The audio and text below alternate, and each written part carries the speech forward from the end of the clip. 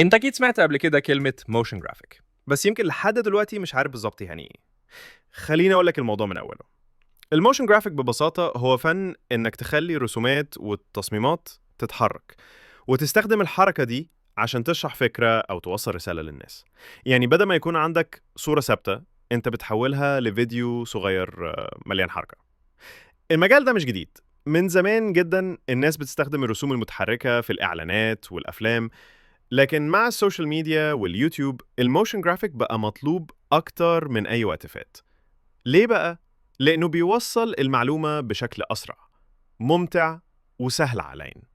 الإنسان بطبيعته بيتشد للحركة، فلما تشرح له أي حاجة برسومات متحركة هيبقى مركز معاك 100%. طيب، تعال دي أمثلة.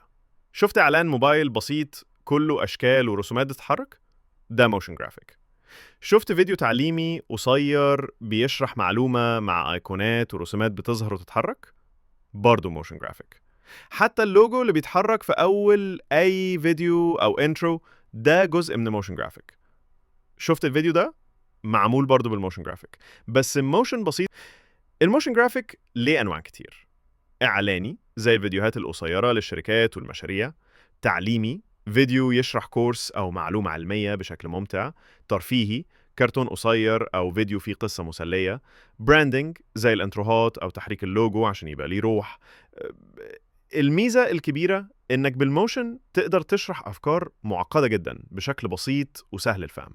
عشان كده تلاقيه مستخدم في كل المجالات، من التسويق والتعليم لحد الوعي الصحي والخدمات الحكومية. والأجمل، الموشن جرافيك بقى واحد من أكتر المجالات اللي عليها طلب. يعني لو اتعلمت الأساسيات وبدأت تشتغل، ممكن تلاقي فرص في الشغل الحر أو الفريلانس، أو حتى تشتغل مع شركات ومؤسسات كبيرة. في الآخر، الموشن جرافيك مش مجرد حركة رسومات، هو فن بيحول أي فكرة عادية لحاجة بتشد العين وتوصل المعلومة بشكل أسرع وأوضح. ببساطة، الموشن جرافيك بتحريك الأفكار، وانت ممكن تبقى الموشن ديزاينر اللي يخلي الافكار دي تعيش وتوصل للعالم. وبس كده. ولو استفدت من الفيديو يا ريت ما ننساش الاشتراك واللايك، وكان معاكم عمر، وسلام.